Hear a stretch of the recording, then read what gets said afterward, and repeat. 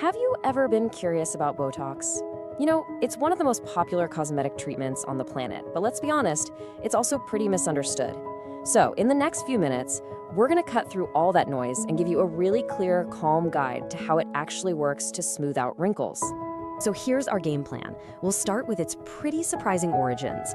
Then we'll dive right into the science of how it works, what the treatment and the results actually look like, and, this is the big one, we'll cover safety, aftercare, and the key questions you need to ask to figure out if it's the right choice for you. All right, first things first. What is this stuff? To really get what the modern treatment is all about, we have to go back in time a little bit and look at its pretty wild history. Okay, the name itself kind of tells a story. It actually comes from the Latin words for sausage and poison. Why? Well, because the toxin was first discovered way back in the 1820s in sausages that weren't preserved correctly. But don't let that freak you out.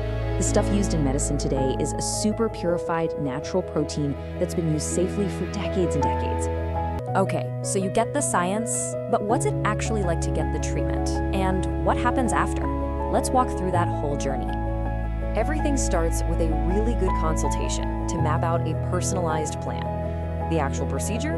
It's surprisingly fast, usually over in just 15 to 30 minutes.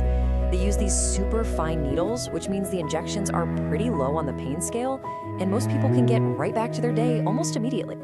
Now, this timeline is so important for setting expectations. You're not going to walk out looking completely different.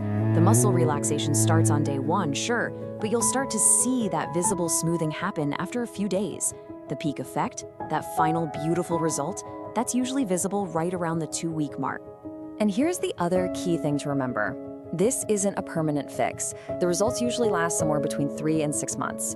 Your body just naturally breaks down the protein over time. The muscle starts to move again, and the lines gradually reappear. So to keep that smooth look, the treatments do need to be repeated.